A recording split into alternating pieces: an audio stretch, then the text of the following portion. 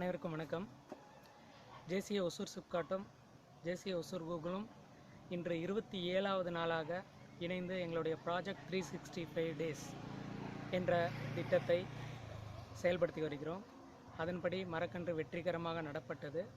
ஒசூரில் உள்ள Leyland unit 2 அருகில் உள்ள தோடுதேப்பள்ளி என்ற கிராமத்தின் அருகில் உள்ள கோயில் அருகில் இன்று இந்த வேப்ப மரக்கன்று வெற்றிகரமாக நடப்பட்டது.